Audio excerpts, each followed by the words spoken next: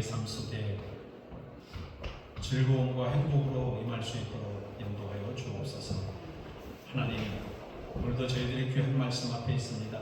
깨닫는 영을 도하시고 주의 은혜로 풍성케 하여 주시며 연약한 종의 모습은 십자가 뒤에 감추어 주시고 오직 하나님의 영광만이 드러나는 귀한 시간 되도록 역사해 주옵소서. 우리 모두에게 하나님 은혜를 베푸시길 원하며 우리 주 예수 그리스도의 이름으로 기도드립니다.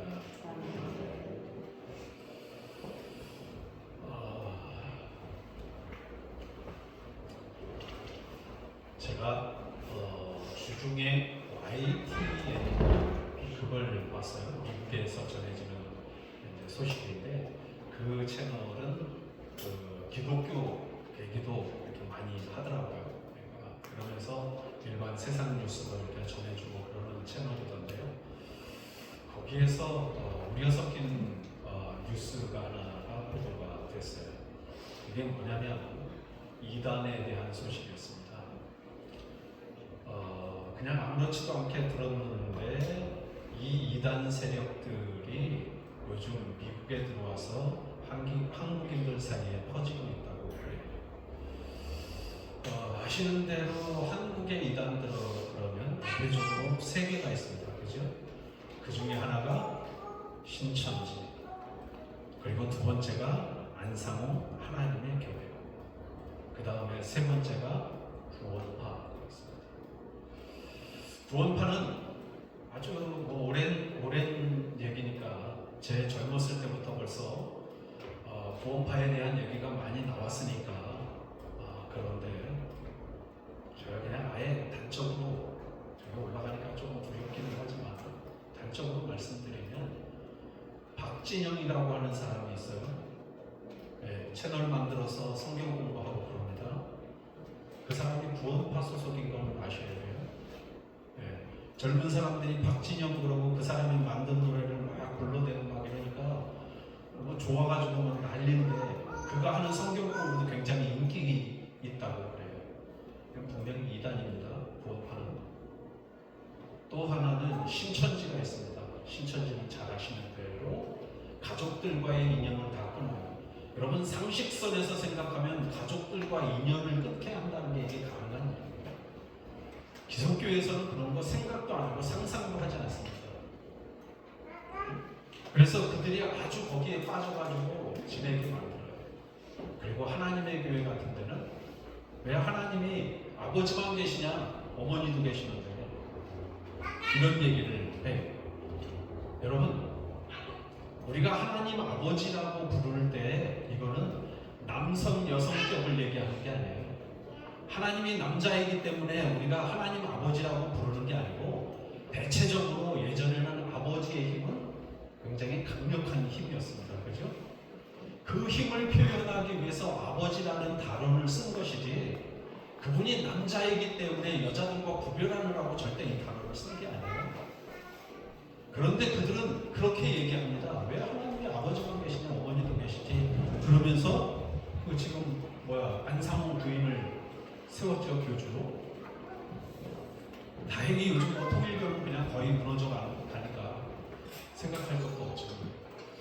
제가 그런 얘기를 보면서 참 많은 생각을 하게 돼요. 한국의 교회들이 참 선한 영향력을 미치지 못한 게 사실이구나 하는 사실을 여러분 그 보도를 볼 때마다 가슴이 아파요. 저 어릴 때만 해도요. 교회 가서 뭔가 하나 잘못하면 교회 집사님들이고 권사님들이고 젊은 청년들 혼내는 건 일도 아니었습니다. 특히나 목사님들이 뭐 행동 하나 조금만 잘못해도 목사님들이 불러가지고 그거에 대해서 훈계해 주시고 바르게 하라는 말씀 해주시던 때가 있었어요. 제가 이런 얘기하면 기억나는 게요. 헌신 예배 때인데 중고등부 헌신 예배 때인데 제가 부회장을 지낼 때였어요. 이렇게 이제 서가지고 예배상에서 사회를 보느라고 인도를 하고 있는데 제가 막 다리가 이제 좀 약했었거든요. 그래서 막 이렇게도 쓰고 이렇게도 쓰고 다리도 막 접었다가 폈다가 막 이랬어요. 손도 막 올렸다가 내렸다가 막 이렇게 좀 산만한 상태로 예배를 막 드렸거든요. 저희 담임 목사님이 저 뒤에 한국은 강대상에 의자가 있어요. 거기서 그들을 딱 보시더니 설교하러 올라가셔가지고 안 뭐라 그러시네요. 아니 쟤는 어떻게 생겨먹은 애가 강대상에 올라와가지고 가만히 서서 못하고 이렇게 다리도 접었다 폈다 저렇게 하냐, 예배 시간에 그러면 안 된다 하는 얘기를 하셨어요. 그때부터 제가 목사가 돼서도 두려운 거예요. 늘 항상 그분 말씀이 머릿속에 떠올라요. 여러분, 제가 왜 이 말씀을 드리냐면 저희 젊었을 때만 해도 어른들이 그렇게 뭔가를 훈계하고 잘못됐다고 얘기하면 그것을 다 수용하고 받아들이는 사람들이 대부분이었어요. 그리고 그 앞에서는 무슨 말을 못하지만, 항변을 못하지만 뒤에 가서는 꽁시렁꽁시렁 대기는 할 망정 어른들이 해주는 얘기는 다 들었던 시대가 있었어요. 그런데 현대 사회에서는요, 큰일 납니다. 그런 얘기합니다.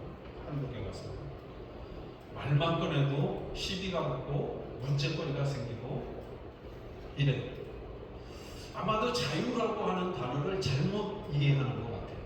한국에서는 자유라고 하는 게 마치 자기 마음대로 자기 기분 내키는 대로 하면 그게 자유인 줄 알아요. 돈이 있으니까 그냥 가서 자기 마음대로 그냥 쓰고 싶은 대로 쓰고 다른 사람들 무시하고 그냥 자기 드러내면 되는 그런 정도로 생각합니다. 그래서 한국에서 부자가 된다는 거 제가 봐서는 결코 좋은 일도 아닌 것 같아요. 제가 왜 이런 말씀을 드리면서 시작하냐면 여러분, 이런 문제들이 만연한 곳이 세상이 됐습니다. 질서가 무너져가고 사람과의 관계가 무너져가고 이런 현상들이 많이 주어지는데 그 중에서 가장 문제가 되는 것은 바로 교회라는 겁니다. 교회에 서면 내가 적어도 교회에 가면 기도할 수 있어야 하고, 또 내가 뭔가 이렇게 마음적으로 심리적으로 압박감이 와서 불편한 것이 있으면 교회 가서 기도하면 좀 편안한 게 되고, 이런 사회가 되면 이런 때가 되면 좋은데 교인들이 교인다운 생활들을 하나님의 자녀다운 삶을 살아내지를 못해요. 그러니까 자꾸 세상에서 지탄의 대상이 되고 젊은 사람들이 봐서는 저거는 아닌 것 같은데 하는 생각을 많이 하게 되니까 그에 반해서 이단들을 찾게 되고 자꾸 그런 쪽으로 쏠리게 되는 거 아닌가, 이런 생각을 많이 하게 됩니다. 그렇다면 여러분, 교회에 다니는 우리는 믿음 안에 신앙 안에 바로 서야 될 것 아니겠어요? 제가 여기 부임한테로 와서 계속해서 다른 얘기 하지 않고 말씀 속에서 계속 무슨 말씀을 다른 데 거 말하지 않고 이렇게 하는 이유는 딱 하나입니다.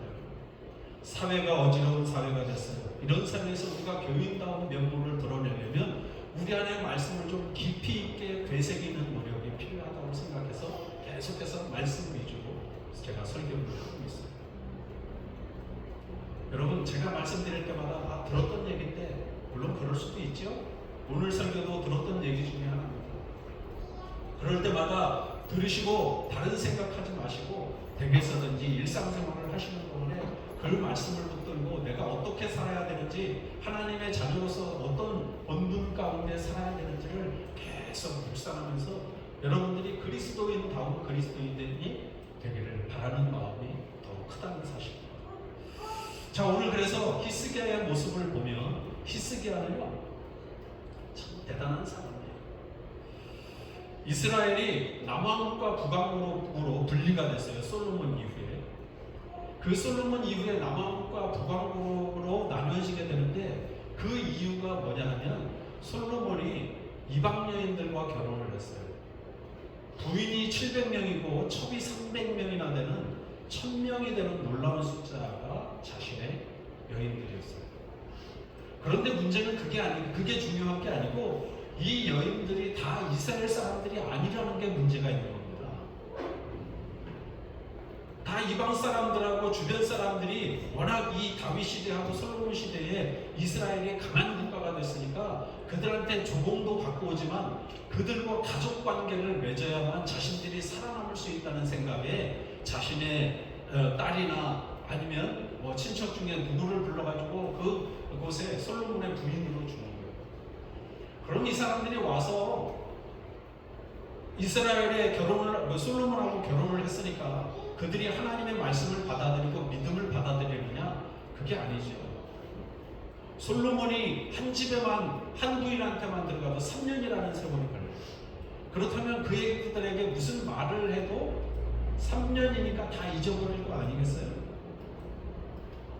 그런 상황 가운데 있게 되는 거예요. 그러니까 이 부인들이 와서 자신의 나라에서 섬기던 왕들, 신들을 가지고 와가지고 몰래 예배를 드리고 그랬어요. 제사를 드리고 그랬어요. 그런데 이걸 솔로몬이 봤으면 그걸 끊어내버렸어야 하는데 솔로몬이 그것을 보고 넘기지를 못해요. 부인이 막 이거 뭐 좋게 얘기를 하고 이거 우리한테 꼭 반드시 필요한 거라고 얘기하니까 그걸 이 솔로몬도 그냥 받아들여요. 그래서 이스라엘 전역에 종교 혼합주의가 되어버렸어요. 그때부터 하나님은 어디 계신지 온데간데도 없고 그 나라에서 이스라엘에서 굉장히 다른 신들과 함께 취급되는 분이 하나님이었어요. 그러니까 이것에 불만을 가진 사람들이 생겨나기 시작했어요. 그것이 바로 북이스라엘이라고 하는 10개의 지파들이 형성된 곳인데 10개의 지파들이 형성되는 곳인데 이들이 여로보암이라는 사람을 중심으로 해서 북이스라엘이라고 하는 나라를 세웁니다. 그들이 나라를 세운 건 이런 거예요. 야, 솔로몬이 저렇게 하나님을 떠나서 우상 숭배하고 나라를 저렇게 망가뜨리니까 우리만이라도 나라를 독립해서 하나님만 섬기자. 그리고 북이스라엘을 만들었어요. 그런데 북이스라엘을 만들었는데 이 사람들의 단점이 뭐냐면 예루살렘에 성전이 있는데 성전에 가서 예배를 드려야 되는데 나라를 분리시켰으니까 그곳을 가요 못 가요? 못 가는 거죠. 그러니까 그들이 단에다가 제단을 만듭니다. 그리고 곳곳에다가 산당을 만들어요. 그러면서 그들도 서서히 우상을 숭배하기 시작하는 거예요.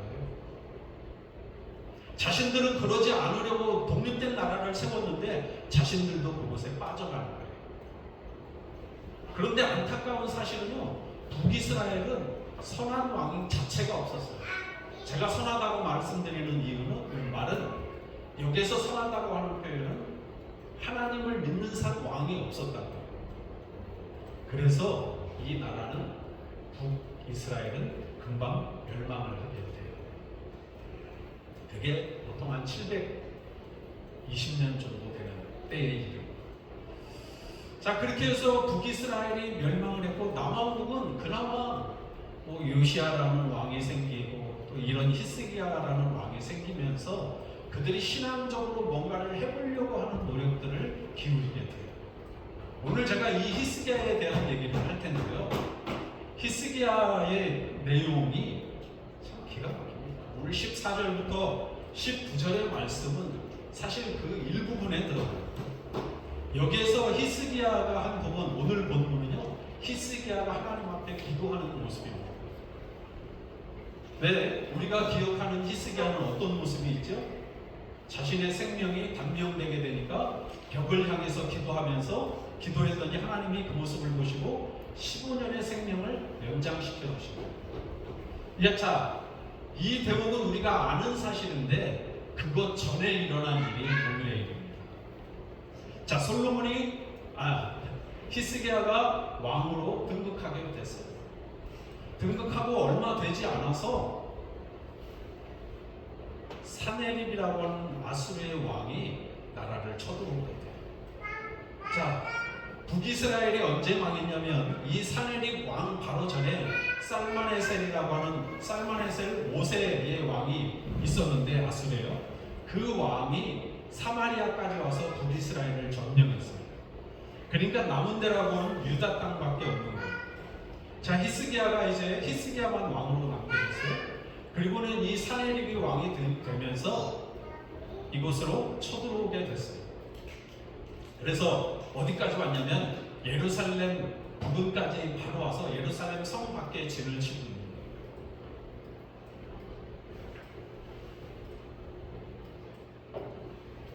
거예요. 예루살렘 성 밖에 진을 치고 있는데 거기에서 이 아수르 왕의 사네립 왕의 신하라고 하는 랍사게라는 사람이 있었어요.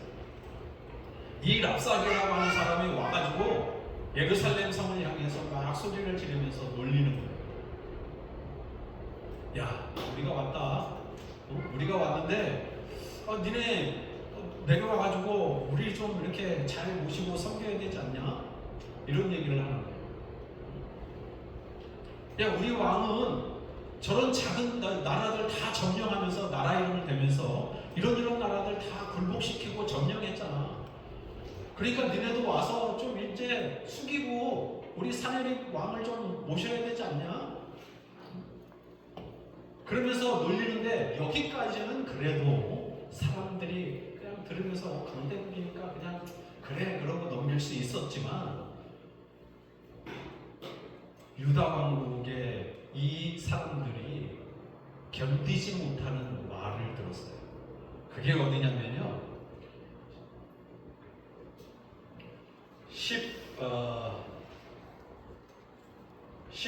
18장 25절에 이런 말씀이 있어요. 저기 없으니까 한번 잘 들어보세요. 내가 어찌 여호와의 뜻이 아니고야 이제 이곳을 멸하러 올라왔겠느냐. 여호와께서 전에 내게 이르시기를 이 땅으로 올라와서 쳐서 멸하라 하셨느니라 하는지라. 이게 누가 하는 얘기냐면요, 사내립의 부하인 랍사게가 유대를 향해서 하는 말이에요. 예루살렘 성을 향해서 하는 말이에요. 그러니까 자기네들이 여기까지 온 건 하나님이 예전에 예고했고 너희들 진멸시키라고 우리한테 명령했다. 그러니까 너희들은 그 하나님의 명령대로 우리가 왔으니까 너희는 지금 바로 굴복해야 된다라고 하는 모독을 주는 거예요. 그 이후에도 그런 말씀이 있어요.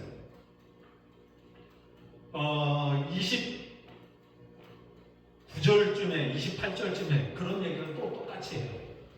하나님의 능력이 아니고서는 우리가 이곳에 올라오지 못할 올라올 수 있겠느냐. 하나님이 우리를 보내서 했으니까 빨리 너네 내려와서 우리한테 굴복해라. 너네 먹을 것도 없잖아. 만약에 우리하고 싸울 능력이 있는 사람이 있다 그러면 우리가 말 2,000마리 너희들한테 그냥 공짜로 줄게. 이런 얘기를 하면서 이 예루살렘을 막 비웃는 거예요. 히스기야 왕을 비웃고 있는 거죠. 자, 이 사실을 들었던 히스기야의 신하들이 도저히 견딜 수가 없고 고통스러워서 이 얘기를 참고 들을 수가 없는 거예요. 그래서 히스기야 앞에 가서 히스기야한테 이 말을 그대로 전하는 거예요. 랍사게라고 하는 사람이 사내립에 했다고 그러면서 이렇게 얘기를 했습니다. 자신들을 하나님이 보내셨다고 그러고 하나님이 보내서 지금까지 다른 나라들을 다 무찌우고 여기까지 왔다고 그럽니다. 그러면서 우리에게 굴복하라고 얘기합니다. 그러니까 히스기야가 그 얘기를 듣고 19장에 보시면 1절에 보시면 그 얘기를 듣고 옷을 찢을 정도의 고통감을 가졌게 돼요.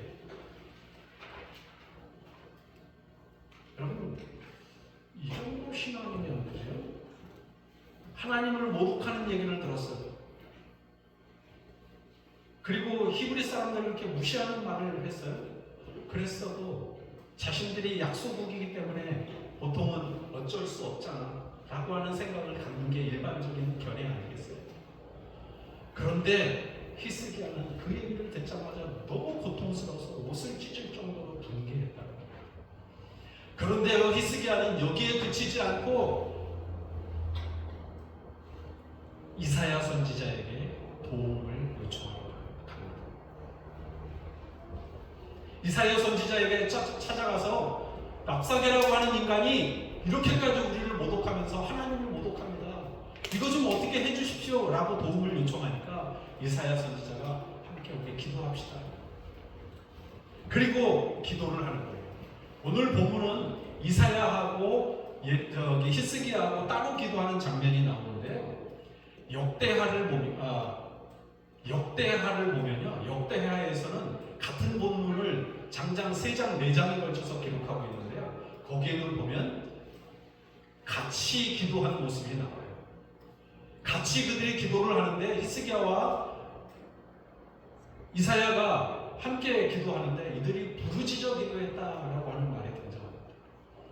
여기에서 부르짖었다라고 하는 얘기는요, 오늘 19장 1절에 이 19장 1절에 나오는 히스기야가 가슴을 찢으며 옷을 찢으면서 고통을 분개했다라고 하는 의미가 그 안에 담겨져 있는 거예요. 그러니까 편안하게 그냥 아무렇지도 않게 그냥 기도하고 있을 수가 없는 거예요. 왜냐하면 하나님에 대한 모독감을 자신이 들었기 때문에 그거에 대한 분노가 있는 거예요. 그래서 하나님 앞에 가서 그 분노를 내려놓고 부르짖으면서 막 기도하는 거예요. 애쓰면서. 그런데 그 히스기야뿐만 아니라 이사야 선지자도 그 모습을 보면서 너무 분개한 나머지 함께 그렇게 부르짖어 기도했다는 거죠. 자, 놀라운 사실은 그 이후에 그렇게 기도하고 났더니 이사야 선지자가 오늘 본문에서는 19장 초반에 이사야 선지자가 얘기합니다. 야, 히스기야가 이렇게 얘기했어. 그러니까 너희들도 가서 기도해 라고 권면을 하고 그들한테 얘기하기는 하나님이 나한테 이렇게 말씀하셨다. 저들에게 하나님이 하나님의 사자를 보내서 그들을 진멸하실 것이다. 그리고 사내립은 고국에 돌아가서 거기서 죽게 될 것이라고 하는 얘기를 예언을 합니다. 그런데 오늘 말씀의 결론에 해당하는 이 19장 35절에서 37절에 보시면 사내립 왕이 실제로 그렇게 일을 합니다. 역대하에도 똑같이 기록하고 있습니다. 역대하는 조금 더 쉽게 설명을 했거든요. 대개 가서 29장부터 32장까지를 한번 보세요. 그러면 이 본문보다는 굉장히 쉽게 설명이 되어 있으니까 이해가 금방 되실 거예요.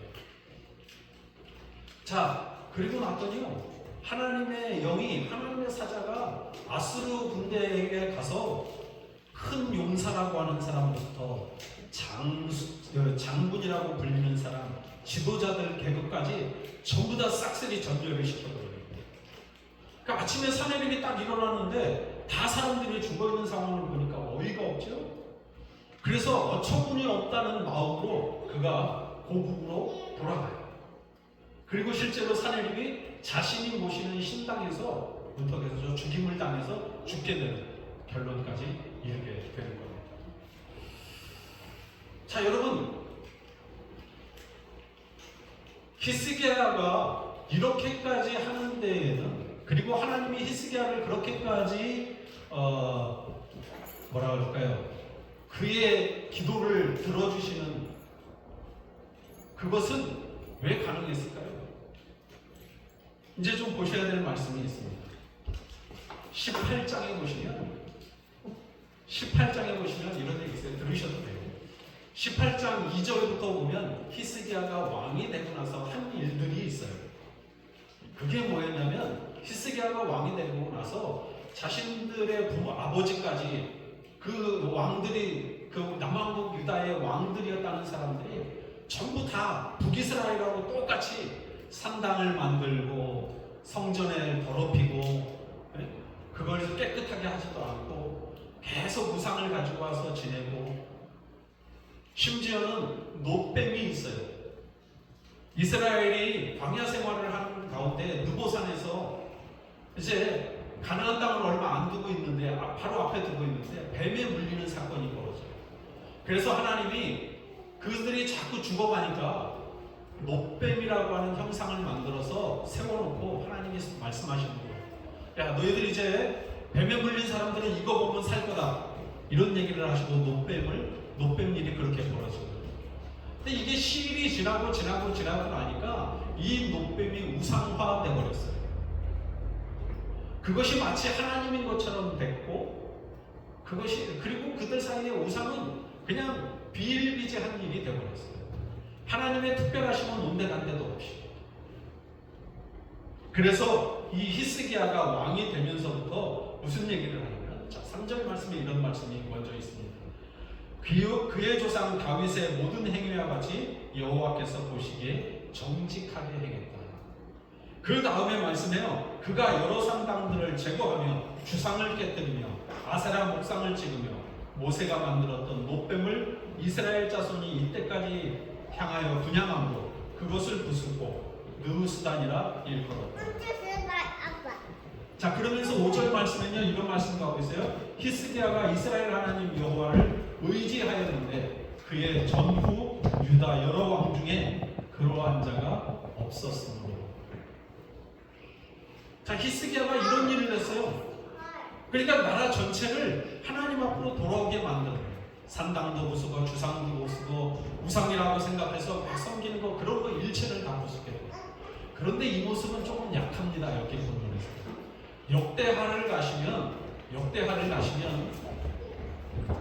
이 히스기야가 성전을 수리해요.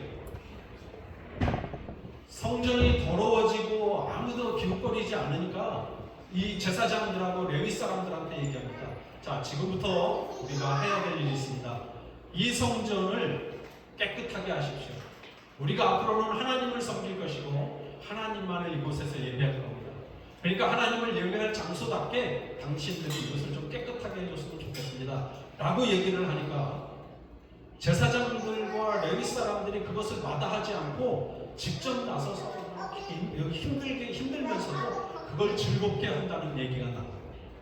그걸 세례시내라고 하는 데 가서 깨끗이 닦아가지고 다시 갖다 놓고 이렇게 해서 아주 번듯하게 꾸며놓고, 거기에서 이 히스기야가 왕인데도 불구하고 제사장보다도 더 앞서서 뭐라고 얘기하냐면 백성들한테 그 얘기를 합니다.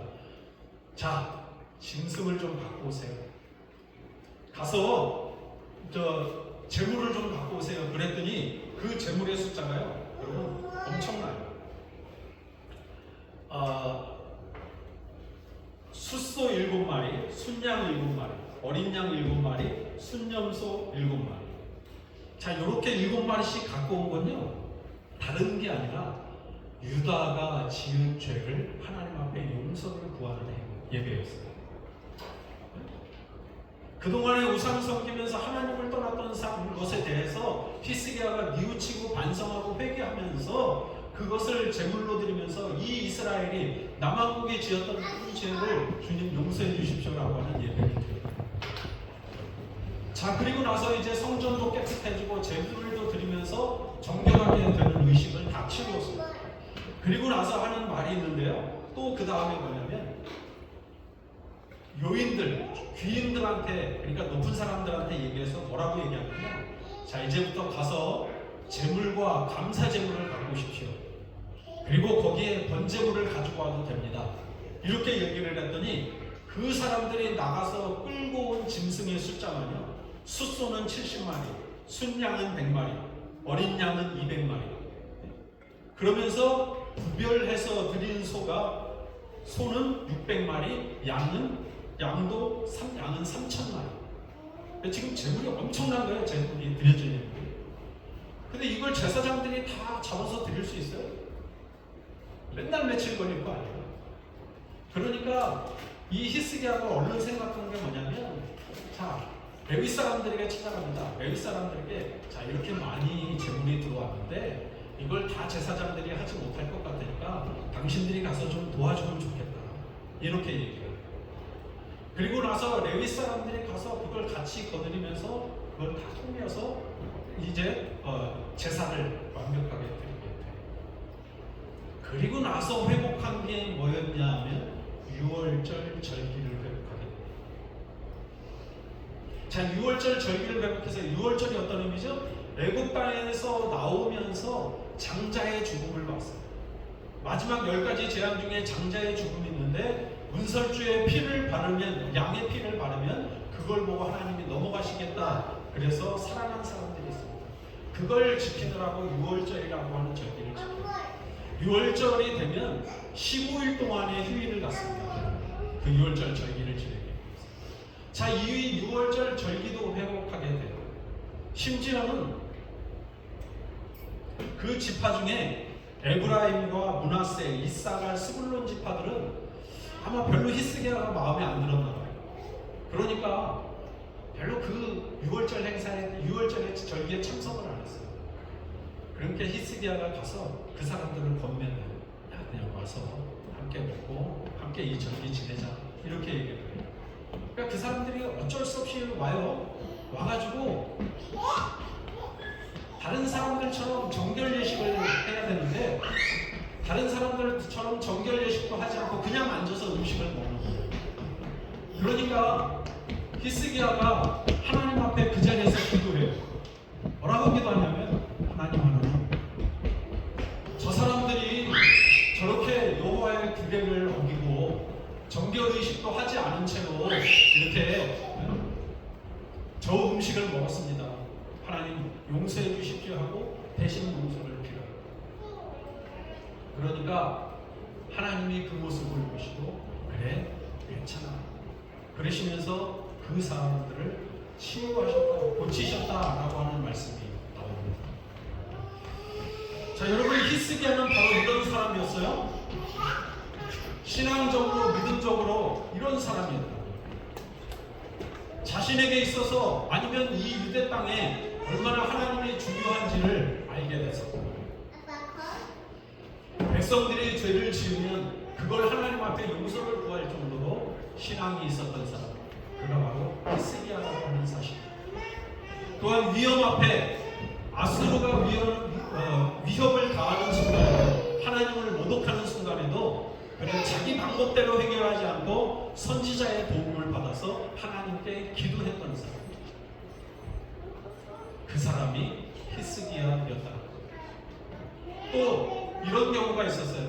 사내림이 와가지고 그렇게 막 위협하고 모독하고 그러니까 앉아있던 군사들은 앉아서 벌벌벌벌 떨고 있었어요. 야, 우리 어떡하지? 그때 이 모습을 본 히스기야가 그들을 위로하고 달래줍니다. 괜찮아, 걱정하지 마. 우리 하나님은 저들이 가진 힘보다 힘이 세고, 저들은 팔같이 육체적으로만 그렇게 하지만 우리가 가진 분은 하나님의 영이시다.